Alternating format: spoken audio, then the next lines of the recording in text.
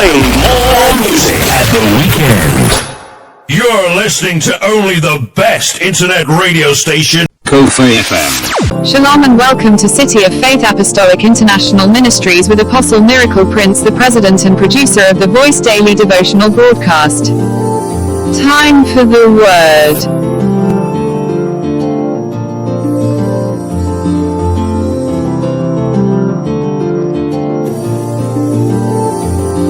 Kofi FM. Haleluya. Shokoredu muzora nasi ndi charitora kubva mu book ya Mapisarema chapter 9 verse 1. Haleluya. Iyo inoti ndichavonga Jehova nomoyo wangu wose, ndichaparidza mabasa enyu ose anoshamisa. Haleluya. Hapana chimwe chinofadza Mwari sekuti iwewe ugare uchingovonga Mwari mukati muupenyu wako kunyange zvino zvichikuremera. Haleluya. Kunyange ukatambudzika sei, uudza moyo wako kuti ndicharamba ndichivonga Jehovha nomoyo wangu wose, ndicharamba ndichiparidza mabasa enyu ose anoshamisa.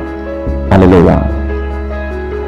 Mwari vanoshuvira kuti iwewe ugamuchire zvose zvaunoda mukati muupenyu wako kuburikidza nekugara uchivonga Mwari nguva dzose. Kunyange mhuri yako ichigara ichirwara, gara uchingovonga Mwari, ramba uchingovonga Mwari. Kunyange zvino zvisina kumira zvakanaka mukati muupenyu wako, ramba uchingovonga Mwari. Haleluya.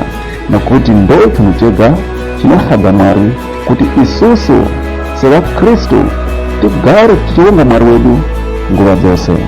Vonga Mwari wako nomoyo wose nguva dzose. Kunyange uremere sei, ramba uchivonga Mwari wako. Kunyange zvinhu zvikugojere sei, ramba uchivonga Mwari wako. Kunyange uchinamatira izvo zvimwe zvaunoshuvira kuti uve nazvo zvisingaitike, asi ramba uchingovonga Mwari wako. Ramba uchingorumbidza Jehovha.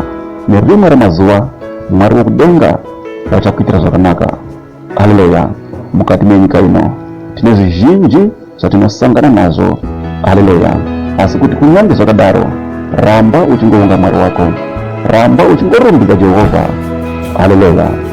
Kunyange usina chokudya, kunyange usina chokufuka, kunyange usina chipi nechipi chaungashuvira kuti uve nacho mukati muupenyu wako, asi ramba uchingorumbidza Jehovha.